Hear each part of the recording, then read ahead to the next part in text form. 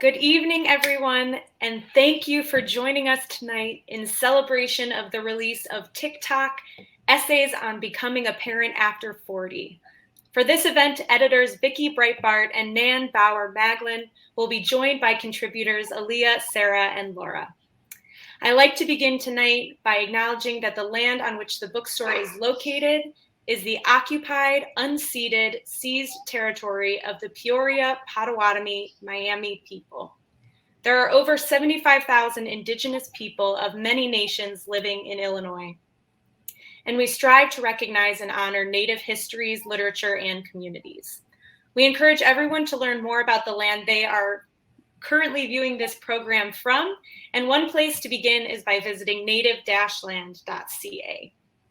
My name is Carly Nussbaum, and I work as the Outreach and Sales Liaison for Women and Children First. We are one of the last remaining feminist bookstores in the United States, so thank you for your ongoing support. Our physical bookstore is open, yay, but you can also order a copy of Tick Tock and more from our website at womenandchildrenfirst.com. And you can use the convenient Buy a Book box that's located right at the bottom of your screen. Events are a vital part of our store's mission, and if you're interested in learning more about our events each month, you can sign up for our monthly newsletter or check our website. For example, coming up on September 29th, tickets are still available for our virtual conversation in honor of Believing by Anita Hill, and I think Mickey Kendall will also be in conversation. Now, I have the privilege to introduce the editors who will be leading the anthology reading tonight. And as a reminder, you can ask questions using the Ask a Question feature also at the bottom of your screen. At the age of 35, Nan Bauer-Maglin adopted a child from Colombia in 1977. Adoptive mother to 1, stepmother to 3, and grandmother to 12, Nan's latest book is Widow's Words: Women Write on the Experience of Grief, the First Year, the Long Haul, and Everything in Between. Dr. Bauer-Maglin worked at the City University of New York for 40 years, first as a professor of English and then as academic director for a non-traditional baccalaureate program. Vicki Breitbart has worked on sexual and reproductive justice for more than 50 years as a program director, educator, researcher, and activist. Her writings on women's health have been published in several peer-reviewed journals. She has 2 adult children, one of whom she adopted at 55, and 2 grandchildren. Tick Tock, Essays on Becoming a Parent After 40 is an exquisitely crafted collection of works that highlight the unique journeys to and experiences of parenthood. The honesty and vulnerability of the essays, paired with the joys and challenges, helped me to reflect on what society teaches about parenthood and how we can better support all of the unique families that make up this world. So I am so excited to hear from everyone tonight. So without further ado, Vicki Breitbart and Nan Bauer-Maglin. Thank you, Carly. And I really want to thank Women and Children's Bookstore for hosting this and really encourage everyone to buy the book from them and any other book. I want to ask you a question, Carly.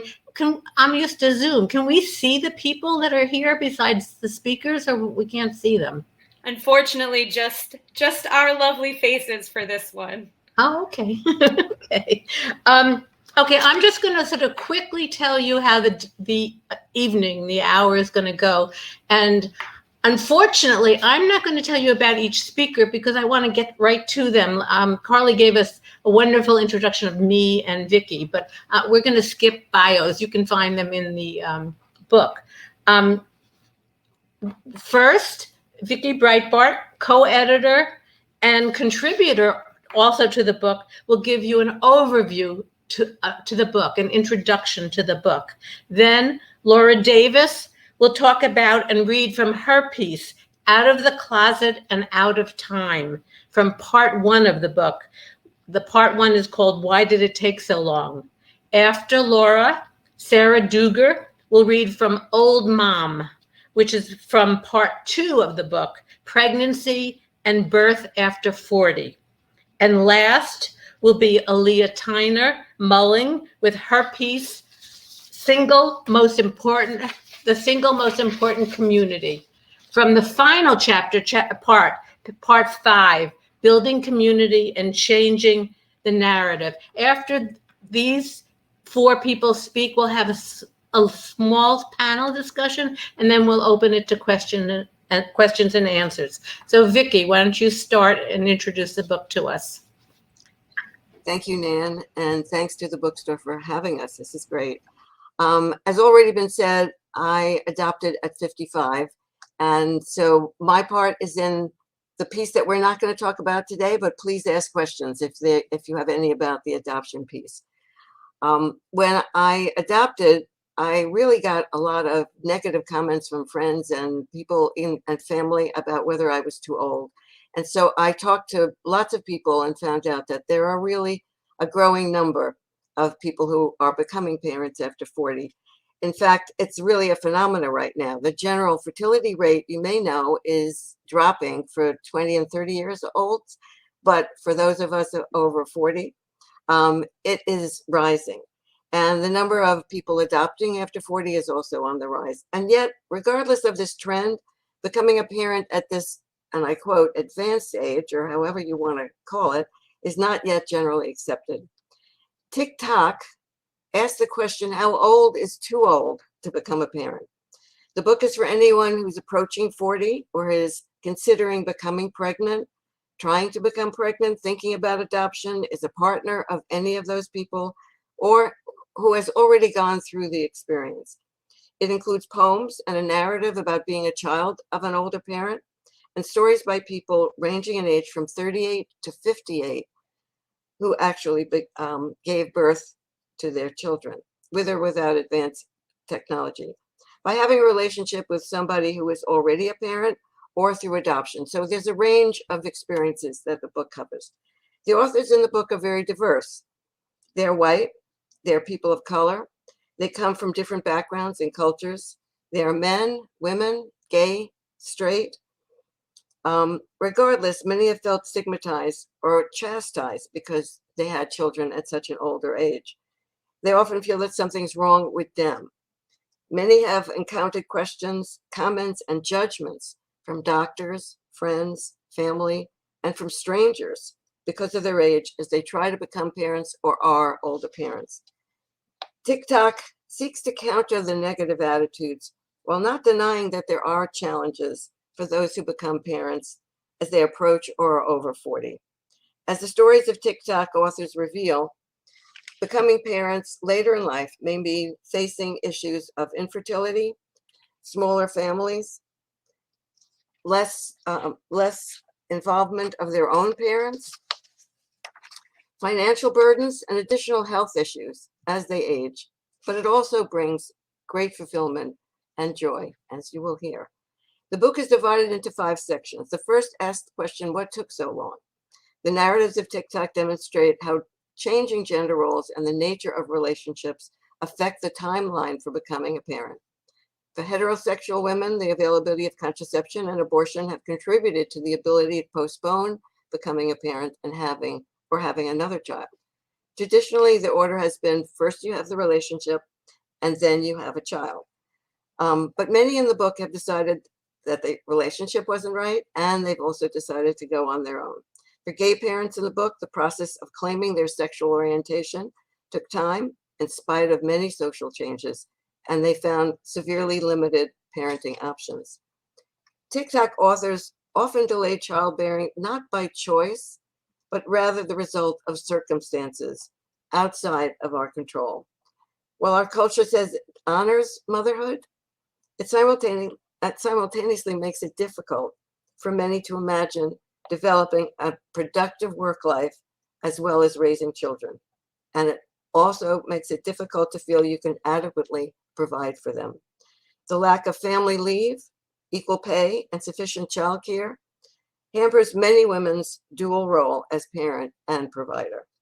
Section 2 focuses on pregnancy, trying to get pregnant and being pregnant after 40. Reproductive technology has drastically changed this narrative. Those who have the resources try assisted reproductive technology, which I'll refer to as ART, and the use of this has doubled over the last decade. But it's very expensive, and becoming a parent through ART can range even up to over $100,000. Only 17 states have enacted laws that require insurance companies to cover ART, and if you're on public assistance, it's not covered at all. Many women with resources can go through several rounds of treatments only to be disappointed by the results. The success rate depends on many factors, including the type of procedure and our age. New research about male fertility challenges the assumption that this is only a female issue, and it suggests that men too have a biological clock. Men in the book also talk about how difficult it is to be a partner of someone going through ART and or experiencing multiple miscarriages. There are strong indications that environmental, economic, and social factors, including systemic racism, contribute to the risks and poor pregnancy outcomes after 40. For people of color, racial discrimination over a lifetime can greatly increase the risks for a healthy pregnancy and childbirth. Section 3 focuses on older adults who have chosen to adopt after the age of 40, and that's where I came into this. Whether they went through ART and decided to stop, whether they didn't want to get pregnant, or they came to adoption after a major life event, which was more my case. Tick Tock authors, the journey through adoption has been long, arduous, and potentially very, very costly. Kinship adoption is a difficult process, but adopting the child who is in foster care can cost up to thousands of dollars. And if you go for a domestic adoption, it can be up to $50,000, and international adoption even more. Most domestic adoptions state that the minimum age for adopting is 21, and there's no apparent cutoff for prospective parents, but in adoptions where birth parents select the adoptive home, younger parents may seem more desirable. In international adoption, each country has their own restrictions on how old you can be. I was told actually that my combined age with my husband of over 100 was just out of the ballpark for China. So that was out. For several white prospective parents in Tick Tock, regardless of whether they went through a domestic or international adoption, or whether they used an agency or a private lawyer, or whether they were waiting for an infant or an older child, or entered into a relationship with someone with children, they found themselves with the prospect of raising a child of a different race and culture. Respectively, they had to raise a child with a different race and culture is an additional challenge, and that was true for many of the writers in Tick Tock. The challenges of cross-racial adoption requires race-conscious parents who can find the courage to place their child's identity above their own discomfort and fears.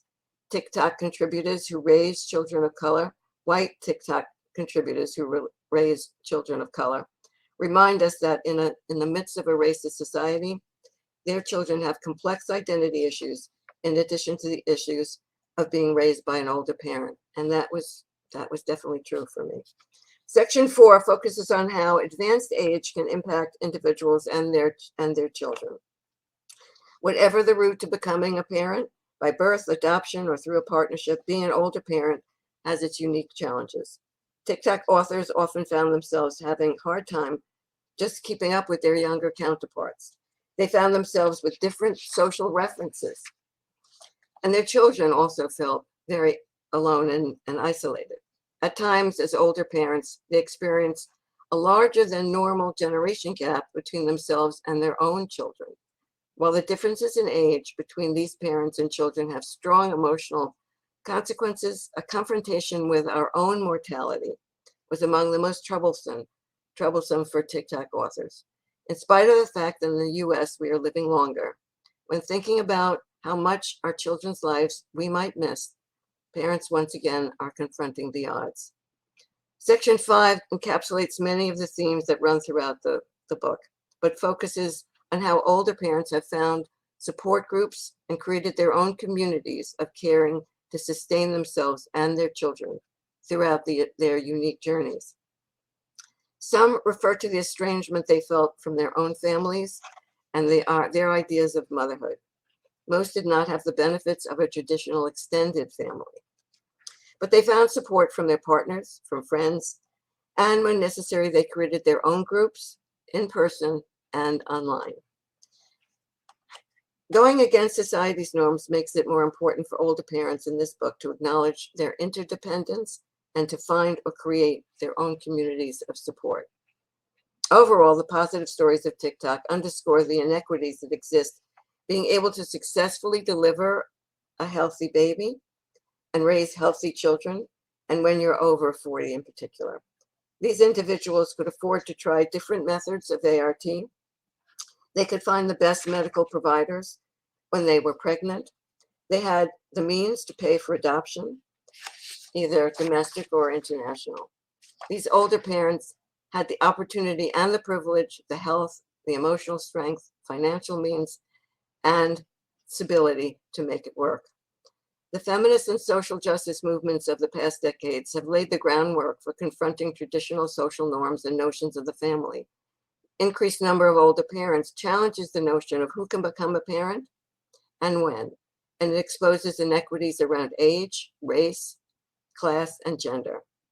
By their very actions, contributors to Tick Tock call for a new narrative and for radical change, for attitudes and policies like family leave, paid family leave, childcare, and equal pay that can foster caring environments for all children, regardless of the parent's age or circumstances.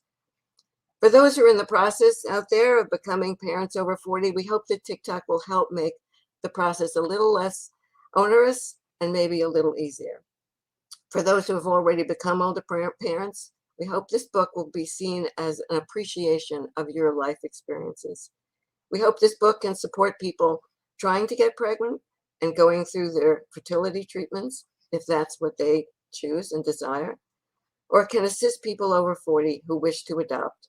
And we hope this book will affirm parenthood at any age. Thanks.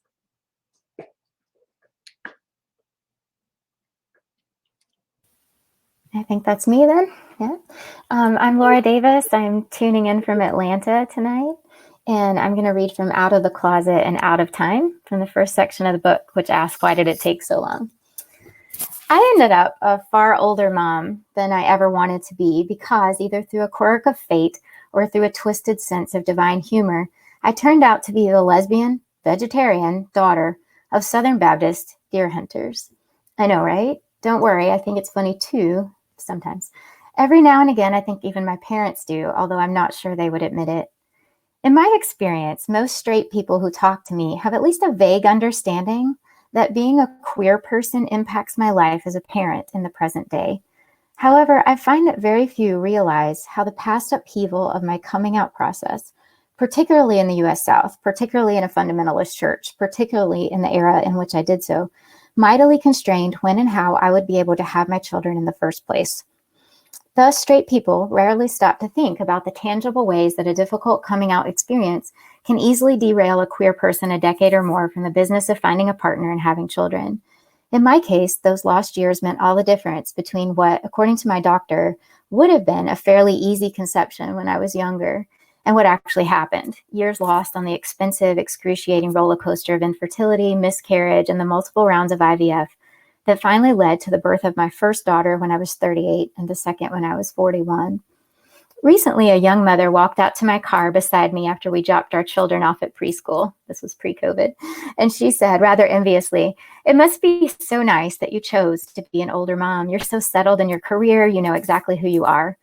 In a lot of ways, she wasn't wrong. Those things are true, and they are nice. In fact, I'm beyond grateful for those things every day. Where she missed the mark is her assumption that being an older mom is a choice I made. It emphatically wasn't. The question posed by this book, how old is too old to become a parent, is a good one, even though I don't have a good answer to it. However, I think an equally important question is whether an older parent became one by choice or because of some barrier that made the clock run out a little differently than they really wanted. And if older parenthood isn't always a choice, that means a lot of us are still working through our grief about it, even in the midst of all the joys it can bring. I know I would have been just as sad about losing these extra years if my wife and I had intentionally chosen to be older moms. But I realize more and more that there is an extra element of anger and grief for me, tied to the fact that I didn't choose this, would never have chosen this, but that my culture's response to my queerness set so many extra hurdles in my path that the age I was able to have children was delayed beyond anything I knew how to control. To be honest, I resent those lost years. I hate them. It makes me so angry, that very real amount of time and energy it took to assert my identity over and over to a family and a community who wanted me to be someone else, to wade through countless conversations, trying to reassure and explain things to my loved ones, to find a way forward with friends. What was most emotionally exhausting was the time and energy it took to repair my relationship with my parents, which had imploded on big gay impact. Not to mention how much more time it took me as a lesbian in the late 90s, early 2000s, to find a suitable partner to parent with at all, since there were significant and sometimes even dangerous barriers to asking someone for a date in those days in a small town in the South before widespread use of the internet. My straight friends simply did not face or even think about these types of obstacles as they unconsciously and breezily utilized the privilege of meeting plenty of eligible partners through church, family, friends, and social networks. Meanwhile, the one other maybe lesbian in my tiny town and I just kept sitting on the sidelines looking at each other doubtfully. Currently, I work in a department of interdisciplinary scholars where several colleagues study reproductive justice, and down the hall a bit further are a few who study LGBTQ issues. I find myself amused as I sit in my office, literally in between them, wondering if they realize that I embody an intersection of their two fields. It strikes me as ironic that reproductive justice work and work by queer scholars is usually separated like this, when in my experience, my reproductive rights were always entangled with my lack of LGBTQ rights. I wish there was more written about how lack of safety, marriage rights, or even mere acceptance as a queer person can lead directly to a loss of reproductive freedom. I wish I'd had more queer foremothers to teach me how to come to terms with my identity, come out to my community, find a partner, figure out the emotional and legal challenges of finding a sperm donor, and leap the medical and financial hurdles of getting pregnant without simultaneously running out of reproductive time the way I did. But of course, those foremothers didn't have those experiences to share with me because so many of the queer parents a generation or two before me were fighting even harder problems, often losing their children completely if they were able to come out at all. Thus, I tell myself that things could be worse, and without question, I know that is the truth. I have the precious children I ached for all those years, and no one is trying to take them. I'm old enough to know that nothing is guaranteed to anyone of any age, and that makes me as a mom determined to wallow with joy at every part of this experience. I will eat all the pancakes, and I do. I will learn all the dinosaurs, and I will try to pretend we are too youngish to need long-term care, even though we do. I will reflect tiredly with my wife over coffee that if our children continue to stay up in 24-hour shifts, hey, we will have had just about as much awake time with them as if we'd had them 10 years before we did. And we will laugh and laugh the way only truly delirious parents of young children can. But then 2 seconds later, I will again let myself mourn, and I will find myself thinking still about how things might have been different if I had lived in a culture that hadn't convinced me, my parents, and my friends that being gay was so terrible. What if they and I had only needed a week or a day or a month to work through my being queer? What if coming out never again meant running out of so much else? Out of time, out of eggs, out of years. What if?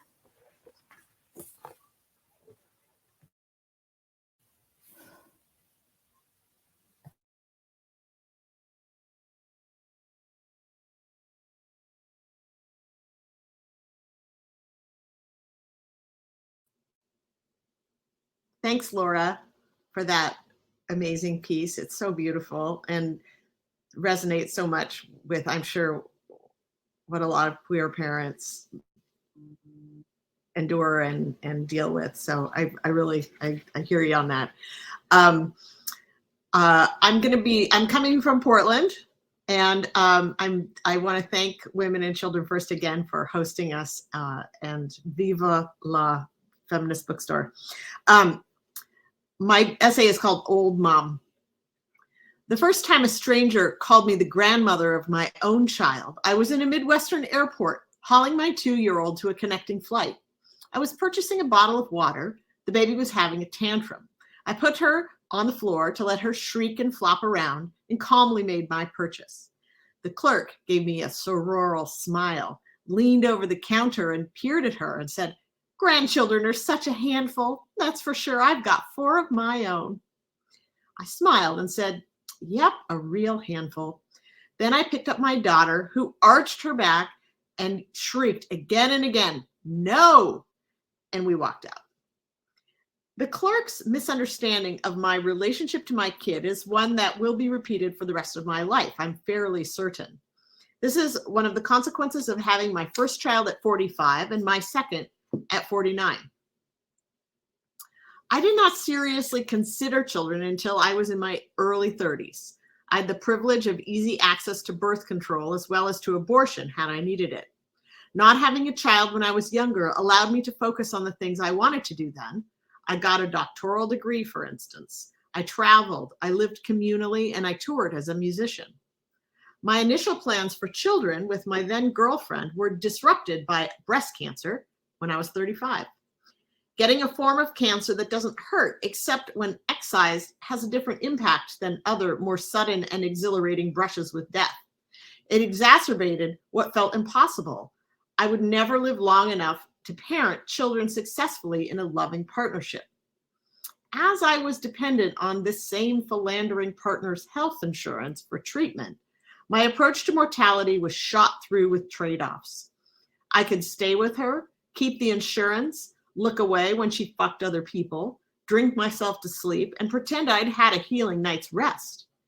Instead of compelling me to live each moment with a clear-eyed zest for life, I was a lackluster cancer battler.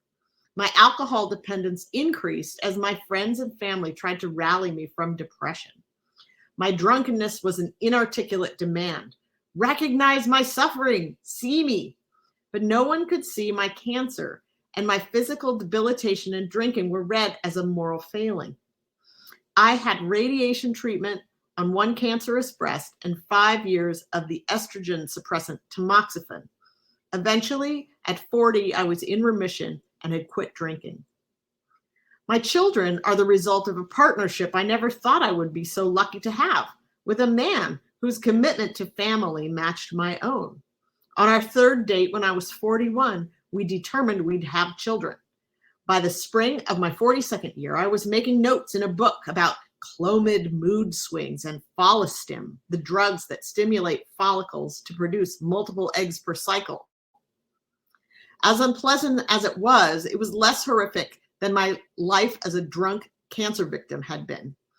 If you do IVF, then you think you are going to be the miracle person whose eggs just need a little prodding. I learned I am no miracle person after 2 IVF rounds, and we decided to pay someone young for her eggs, a process gently mislabeled as donation. Through an agency, we chose a person whose family history did not include breast cancer, alcoholism, or mental illness. Self-reported, of course. She looked sort of like us, Northern European, and her photographs demonstrated a penchant for dressing in costume, pirate lass, fortune teller, clown. The reasons people value extremely good-looking, high-achieving egg donors seems strange to me, but the whole thing was very strange. So we thought we would choose someone who at least liked to have fun. We didn't know why she wanted to get paid for undergoing a physically uncomfortable, time-consuming, and in the scheme of things, not that lucrative process. Platitudes about helping others with the gift of life? Maybe pay for college, or buy the best fortune-telling costume of all time. The mysterious blonde person had a crucial part in making our family possible, but I know her just from blurry snapshots on the egg donation database. She could just as easily be that person with the baby crying next to me the next time I board a plane. I know that I'm a more patient and tolerant person, both of my own foibles and shortcomings of others, than I was when I was young. And this is a very useful trait as both a parent and a person. I care a great deal less now about what others think of me, and I care very deeply about the needs and opinions of my family. I'm more concerned with regular practices related to health and well-being, and I prioritize this. I have a very limited time to myself, but that time is exceedingly well spent. How others gauge my fitness for parenting is really their concern, based on their own biases. If they choose to look upon the choice as unfair to my children, who will eventually, as we all will, become parentless, they need only to look at the experiences of people whose parents are already out of the picture because of fundamental disagreements, addictions, or tragic circumstances. Sometimes, for millions of reasons, parents and adult children don't get along to the point of estrangement, and yet these people often thrive and make excellent parents themselves. How we lose and gain family is never ordinary. In the airport, I was pegged for what I am, an older woman. The clerk's verbalized example of the ways in which the clerk's was a verbalized example of the ways in which we all use visual, socialized cues to size each other up and operate in the flow of received ideas of gender and role. To interrupt that, to say, no, I'm not her grandmother, I'm her mom, would have rejected the kindness the person thought she was offering. Do I have a responsibility to let the clerk know that older women can be excellent mothers? Do I have to represent and call her out on her assumptions about femininity or reproductive fitness? This would only cast unneeded doubt on the support she was trying to communicate. I choose to hold on to the kindness of this woman, not her misreading of the situation. Is it really on her that reproductive science is not cheaper and more widely accessible or more common? Is it her fault, after unloading Cosmopolitan and Shape magazines all day, that she might have conventional assumptions about age, reproductive capacity, and vitality? That she might view my slightly androgynous, cardigan-wearing, graying form as grandma? I came to understand at the airport the consequence of my unique path, that I will be misread and my experience will be assumed, unknown, unseen. Contained within this path is an opportunity to experience deep empathy and connection. In that Herod Airport moment, when I put my child down on a dirty floor and let her scream and cry, making everyone uncomfortable, it didn't matter what people thought about me or my role in my family. For her part, the clerk's comments suggested to the other people, who were likely uncomfortable, that it is difficult to care for a screaming child and that a screaming child is not out of the ordinary. She signaled that she knew this was a challenging situation for any person and that she saw my work. Grandmother or not, I was seen. Thanks. Hi, good evening, everyone. My name is Alia Tyner-Mullings. I am coming to you from New York City, and my chapter is called The Single Most Important Community, and it's in part 5, Building Community and Changing the Narrative. And I'm going to be reading from the beginning of the section. So when I was in college, I worked as a research assistant for my mom when she was compiling her volume On Our Own Terms. Though various books, such as The Second Shift by Arlie Hochschild, have explored women's double day, working outside and inside of the home, my mother's work adds a component that is critical to understanding the lives of Black women. Her work explains how African American women also undertake a triple day by engaging in transformative work, the task of creating, cultivating, and activating community among friends, family, and neighbors, and producing the social mechanisms for their survival. My focus was generally on the first part of the triple day, which was my work. It was only later that the transformative work of community will become meaningful for me. While I maintained my focus on work, I created general plans for different aspects of my life. My plan for dating had 5 steps: meet someone in places I enjoy, meet someone in places they might enjoy, try online dating, leave the state to date, and finally leave the country. I did briefly think about having children on my own and actually created a list of 4 potential donors and actually told them about it. It's another story, but I was focused on school and work. And as I began to teach, the steps in my dating plan slowly receded from mine until only the first one remained. Once I started full-time work, I no longer had time for even the first step. After receiving my degree in sociology, I became part of the 2% of Americans and the much smaller group of Black Americans with doctoral degrees. I was also one of the 40% of Americans dating online and the 30% of childless women between 30 and 34. As I started my job as an untenured assistant professor at a brand new school, I left behind the idea of having a child. I knew I was a fabulous aunt, and whenever having a child entered my thoughts, I worried I would disrupt my role as an aunt. I had firmly moved into the don't need a child camp. But as there was still space in my life and on my calendar reserved for it, I began to wonder, was I really worried about losing my auntiness, or did I hate the idea of dating? Was I worried about my career advancement and had thus convinced myself that childlessness was what I wanted? As I began to explore connecting with the second prong of the triple day, the home, a new idea began to form. Once I was able to disconnect dating from children, an entire world opened up to me. I added that dimension to my plan. After making the decision to decouple dating from having a child, shortly before my 37th birthday, I informed my gynecologist that I wanted to get pregnant in a year, and I inquired whether there was some sort of test or preparations I could make before trying to get pregnant. She asked why I wanted to wait a year, and I explained that I was waiting to see what would happen with my job, but I didn't want to wait too long. She asked whether I would consider freezing my eggs. I wasn't there yet. She suggested that I see a specialist now before making a final decision. A month later, I visited a fertility specialist who also inquired about why I was waiting. I shared the same answer, and I asked whether there was a test that could tell me the likelihood of pregnancy in the future. He showed me a graph of fertility, which peaked at 18 to 20 years old. The curve remained high until the 30s and then dropped. When I came back to his office about a month later, he shared the results of other tests. Apparently, my follicle count was not such good news, and neither was the level of my anti-Müllerian hormone, which contributes to the formation of eggs. At my age, the average level is 2.3. Mine was 0.41. I was in the 5th percentile, the lowest quartile. It was low enough that the fertility specialist didn't even ask what I wanted to do. He went right to hormone treatments and freezing my eggs.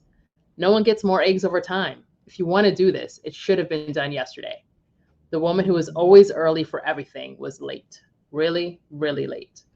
My initial reaction was total devastation. I was a failure as a woman, and I would never be a mother.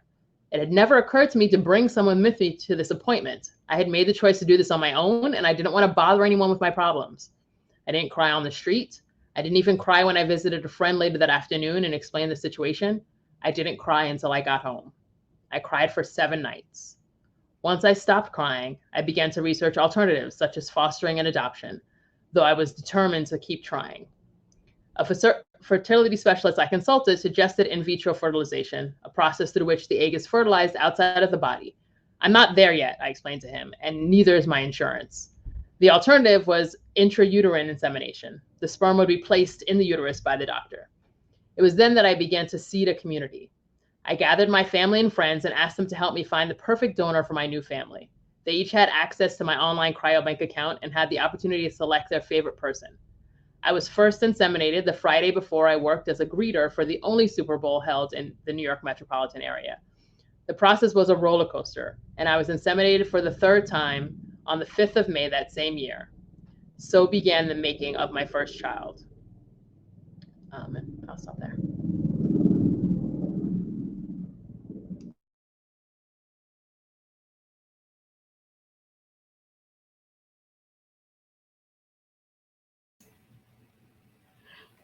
Why doesn't everyone take their microphone off now? I mean, put their microphone on. While we talk between ourselves, I hope people are writing, have questions. I'm always amazed. I read this book a lot, and listening to the essays, they're excellent. They're so provocative and rich and interesting. So I don't know if you have questions for each other. I'll start, but if you have questions, and in each of your essays, there's some discussion about being an older parent. And I just thought maybe we could, each of you or whoever feels like talking, what are some of the pros and cons of being an older parent?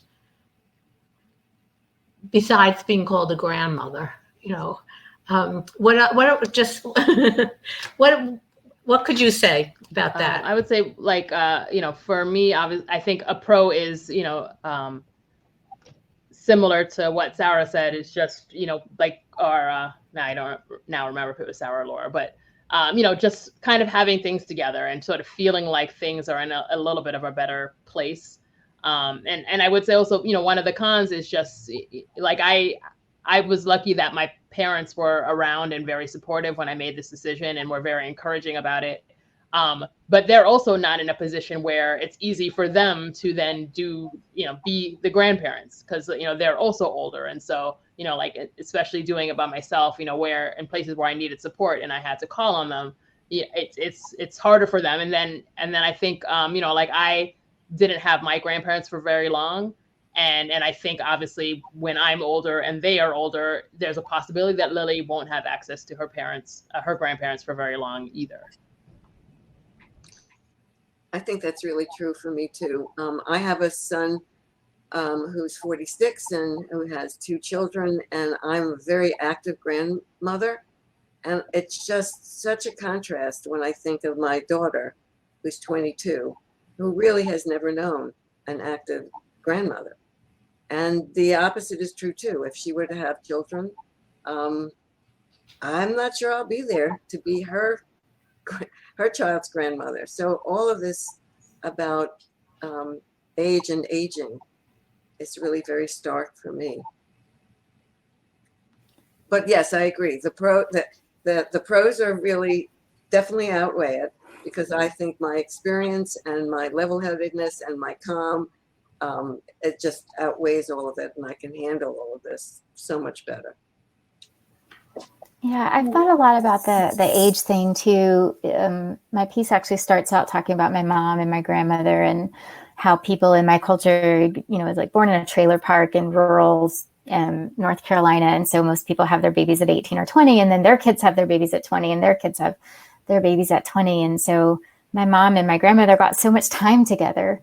And I got so much time with my grandmothers, and I knew my great grandmothers because that's just not unusual in my culture at all. But this book coming out has been really poignant for me and kind of sad, because when I first wrote about it, I wrote about how I just kept praying and hoping that my grandmother would live long enough for my children to remember her, because they're really close to her. And she died of COVID during this process. And so I've thought a lot about COVID and older parenting, because we've been editing these pieces at the same time my family was processing this loss. And it makes me wonder how COVID has accelerated all the amounts of worry and fear and grieving that we're talking about, because we did lose so many people above the age of 65. And I wondered how that affected, other people's families. And I've been so worried about my parents, who are all older now, and we lost my grandmother. And it's just, and my kids may not have a lot of memory of her. And that's really sad to me. Yeah, I mean, I just wanted to say that, sort of similarly, I mean, I lost my mom during COVID, not from COVID, but during this time. And she was really my big supporter in this whole thing. And, we had this whole plan about how she would be involved with, in my daughter's life. And, we would kind of be almost doing this together. And it's, and it's been tough, to just now, every time my daughter does something, it's just this would have been something that she would have loved, and she would have loved to have been around for, and she's not. I have a question for all of us. In what way have we created alternative families? I mean, when I raised my first 2 children, I lived in a commune through a large part of their lives, and that's who I thought was my family anyway. I haven't created that so much, except through the daycare, the cooperative daycare that my daughter was in. But how have others sort of created family?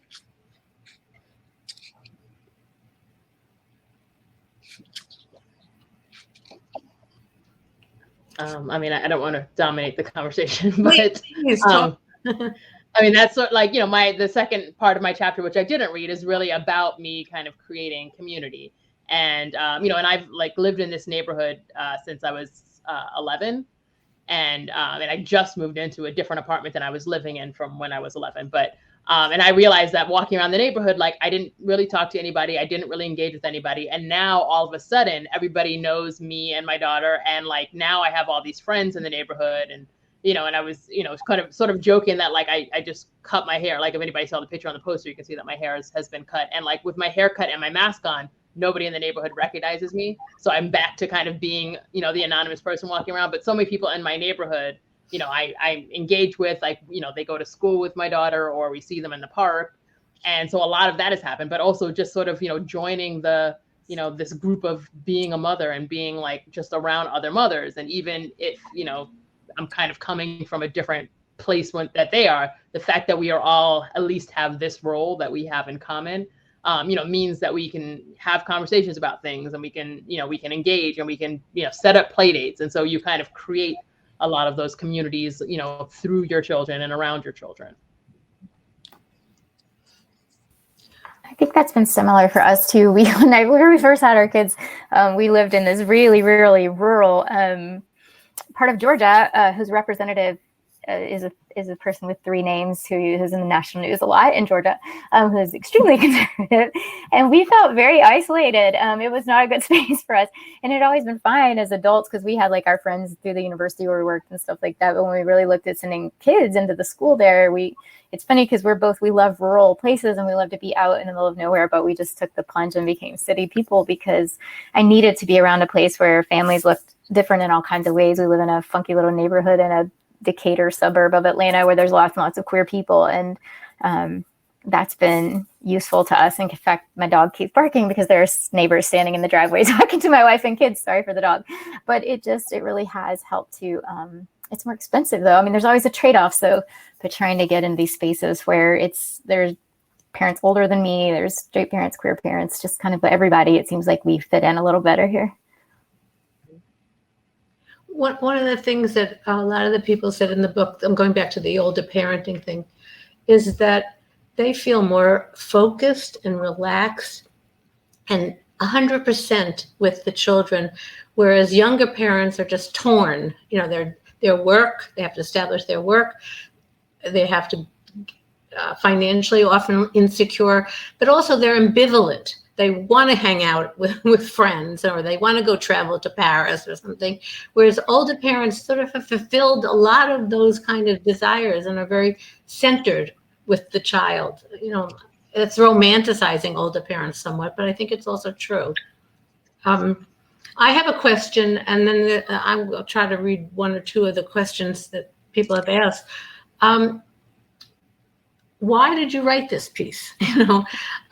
Or a general question about writing. Did the writing of this piece teach you anything, or did you learn something about parenting, about yourself?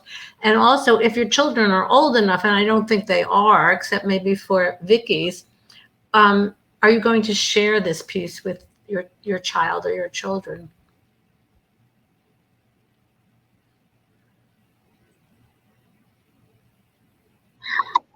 I think I'd like to speak to this. I think down the road, I will share this with my kids, but they are just so uninterested. That is not what they just want to, they're 5 years old and 9 years old. They just want to talk. They just want to be about themselves, which is fascinating, of course. But I guess I would hesitate to say that I'm a lot more centered.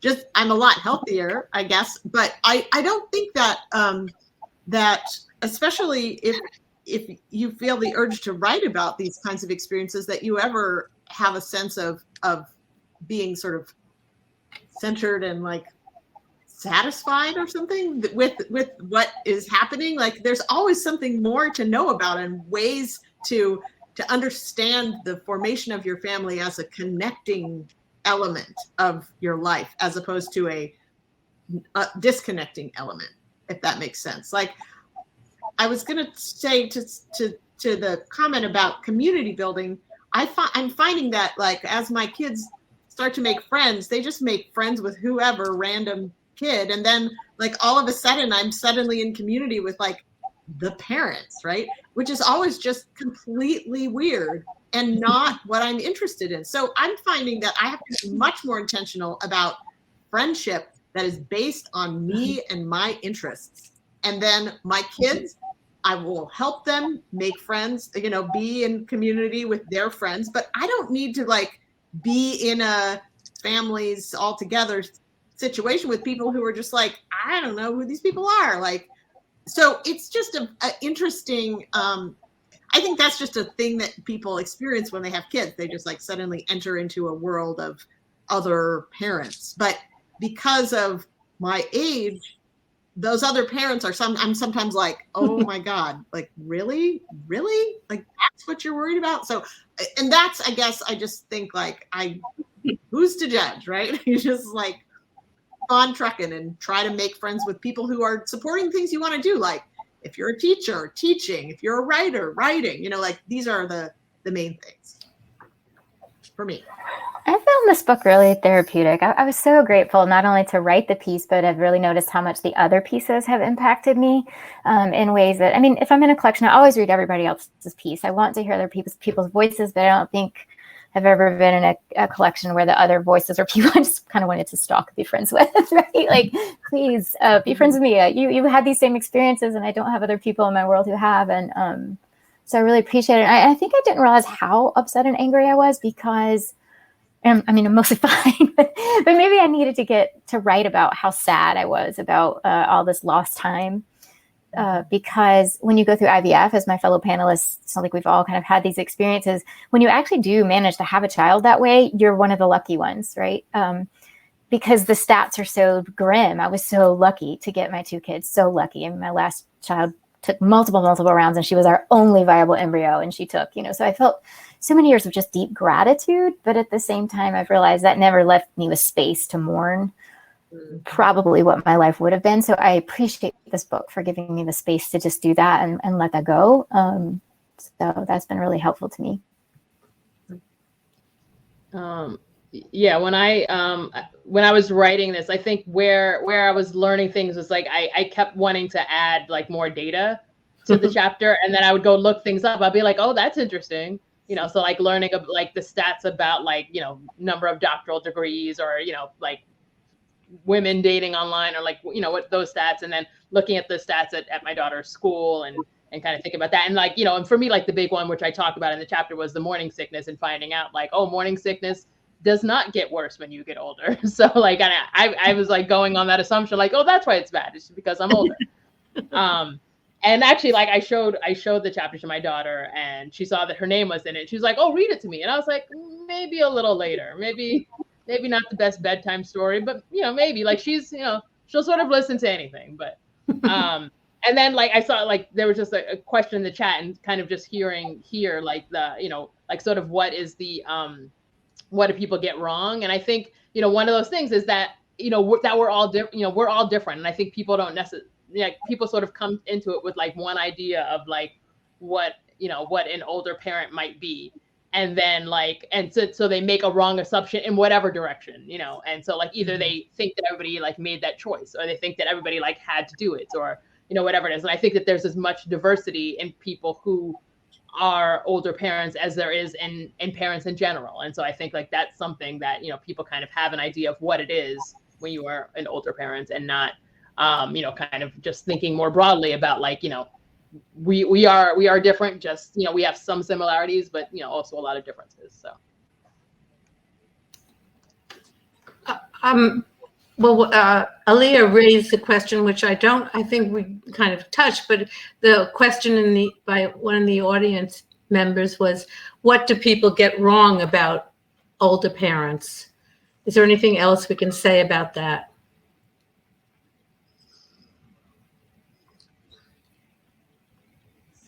Grouping them together as older parents, using age as the only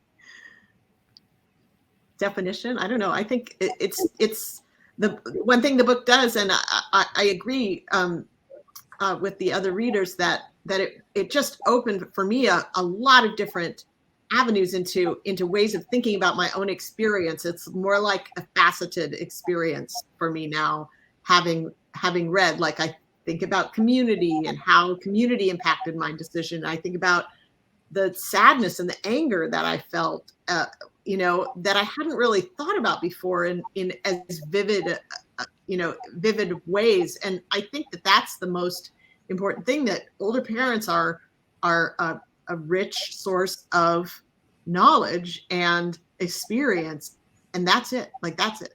There's nothing the same about them. I also am shocked by the word old, you know, because 40 doesn't feel old to me. I know it's something about your eggs, you know, and it's a medical term in a way, but, you know, I'm 79. I don't feel old. So to say a parent at 40 is old is kind of strange to me, even though I wrote the book, you know. Well, it suggests that old is, it negatively value, I mean, it makes old negative, right? So if we lived in a culture that actually cherished and depended on elders, it would be a different story. Oh, I absolutely feel that so much is about just ageism, that somehow old is over the hill and gone and worthless. I mean, I think one of the misconceptions is that having a child later is very selfish, because you're only going to be there for a certain period of time. And I just, I mean, it's selfish. I mean, parenting is never, to me, a selfish activity. It's all about just giving whatever. And it's not about how much time, it's about the quality of the time. And that comes through so clearly in these essays, that the quality of that relationship is really what's so important. I think for me, what people sometimes get wrong, and maybe this is just me, and I'll be honest about who I am, but they're always like, oh, you must be so calm and collected and together. And early on in the pandemic, my third grader, her class was on a virtual class, and we were all still getting used to Zoom and everything. And I do try to be patient and calm, but my kids are out playing and they wouldn't come in, and they were ignoring us. And I couldn't get connected into the third grade classroom, I thought. And so I thought that the laptop was off. And so I was wearing a tank top, and I carried the laptop with the camera pointed right down my shirt. And so in the whole third grade saw like what bra I was wearing that day, and I was screaming at my children, get out! And so I think like, I don't like this have to live up to this thing of being like, you're so calm, you've made it as a parent. I appreciate being around younger parents, because like, we're just all a hot mess, and particularly in the pandemic, we're all a hot mess. And this is probably the most makeup I've had on my face in like a month. So, you know, I like what you said about don't group us all together, because we all have our moments and our strengths and weaknesses, right? Vicki, you adopted at 55. That was old. What were people's reactions to that? Oh, well, yes. I mean, partly it was selfish. Partly it's like, are you just going to replace the child who died? In my case, my child had died at 24, and that's why I was 55. And it was like, you're going to replace her? No. Parenting is never about replacing anyway. I mean, it's never about creating a human being that you mold. I mean, absolutely absurd. And then would I have the energy? Would I have the resources? You know, and my son was pretty clear about, you know, what does it mean for him? Is he going to have to be a caregiver? You know, I really had to talk to him about the fact that we've got loads and loads of people who are in our community, and it's not just his responsibility. But I wouldn't say I lost friends, because the really deep friendships, of course, are still there. But I was barraged by negative comments. Oh, absolutely. And then, because I wanted to adopt a girl, it was also like, how can you? That was another whole story. And that going to an adoption agency and saying I wanted a girl. I mean, I did it because basically I lost a girl, and I knew what raising a girl was really about. I had a magnificent son. He was already a realized human being, but I wanted to raise a girl. And that was further fuel for the fire that I was just replacing her. And it was so off the mark. We have maybe time for one or more question. This question says, what made you have the fortitude to continue pursuing parenthood despite setbacks on that path?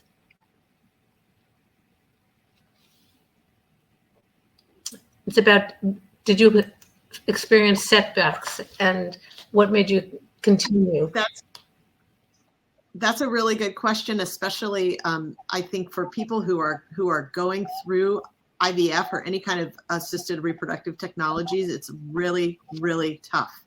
And if there are people in the audience who are experiencing that right now, I know it's just like, you just want anything that can help you to understand what is, you know, how to see the future, how to make it real, how to make it happen. But it's, I think reaching out to people in your community, just friends of friends, to talk with about their experiences is a really, really comforting thing. And I mean, despite what I was saying before about community, like I definitely cold called people and said like, I heard you got babies from egg donation. Talk to me about it. And, you know, just doing that was like a really revelatory for me in terms of just being like, oh, okay, I'm not all by myself here.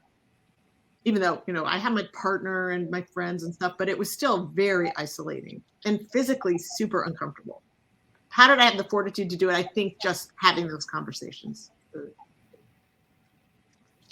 I think having finally finding, I write a lot about like how hard it was to find a partner in the context I was living in, but just finally being with the right person for me was so helpful because she's 11 years older than I am. So I was going through IVF while she was going through menopause. So that like the fact that we stayed married through that, we're right, because that was really rough. But it was funny because parts of IVF, they kind of almost put your body into menopause so they can restart everything. And so we were kind of going through it at the same time. And it was really weird that I was going through menopause to get us a child. She was just going through menopause. But, you know, you just kind of laugh your way through it and try not to kill each other and makes you stronger. And I think that really helped me so much. Yeah, I would say similarly, I had like a group of you know, like friends really. And I very much involved my friends, my family. Like I had created an actual like calendar that I added them all to so that they can see like all the steps of my process. And, you know, and like the first time I was inseminated, actually, like it was a biochemical pregnancy or whatever it was. So it, you know, I didn't end up being pregnant then. Or so it was, you know, maybe a very early miscarriage or, you know, however it's categorized. But I remember like, you know, like I had written on my calendar, you know, this has happened, you know, like I'm pregnant. And then like, you know, a week later, it was like, okay, I'm not. And then I actually sent an email to all the people who are sort of following this calendar. And I'm like, this might be a thing, like this might be a lot of ups and downs. And it might be that it's uncomfortable for you to sort of follow along with this because, you know, like it's you know, it's uncomfortable for me, or it's, you know, I feel it. And so maybe you feel it and maybe you don't want to go through this. And so like, I'm happy to like remove you from the calendar and to just sort of let you know when I get to some like later point, I can let you know. And they were all like, no, we want to be there with you, you know? And so they all sort of like, you know, they stayed on the calendar. They were very supportive and like, you know, really just like, and so like, there was a whole group of people who I work with, for example, who all knew about this happening like 3 months before anybody else at work. And like, before I had told anybody at work about it, because they were all just like, you know, they were just in it and they were, you know, and it was like their struggle with me. So I think that that's good. And there's also, you know, obviously, you know, I think like Sarah said, like, you know, you can find people out there, you know, and like, you know, if you do social media, like there are social media groups and like, you know, and I'm the one that I'm mostly in is the, like the Single Moms by Choice group. And there are a couple of different ones of those. And so, you know, and I follow along with some of the discussions. And if I feel I can be helpful, like I'll speak out. But mostly it's like, you know, it's a lot of people who are thinking about it or who are doing it and who are kind of looking for support and ideas and you know, and that can be great. And I, you know, now I have sort of a small community of other single moms by choice. And, you know, and we kind of like support each other and, you know, and talk about, you know, what's going on with us and our kids and, you know, so. Well, this is kind of a nice note to end on, community. And I think a lot of the people in the book were used to forming groups on anti-war or, you know, pro-gay, and so they describe how they form women's groups or mothers groups or older parents groups or, you know, so community is so important when you're raising a child. And I think that Vicki and I did the book to create a community. And so Laura, yes, will be your friend. No, we want to keep the community. It's a great community. So thank you, all of you, for the audience who we can't see, which I think is frustrating, and to the 4 speakers. And Carly, I turn it over to you. Yes, I want to thank you all again for your essays and for your discussion tonight. This was so wonderful for me, and so I can't express with words. So the video will be available to view again at this link after the event ends and with closed captioning on YouTube shortly as well. As a reminder, you can buy the book on our website, and that is the best way to support both the authors tonight as well as your local feminist bookstore. So thank you again for attending, and we hope to see you all again soon. Good night, everybody. Thank you. Good night.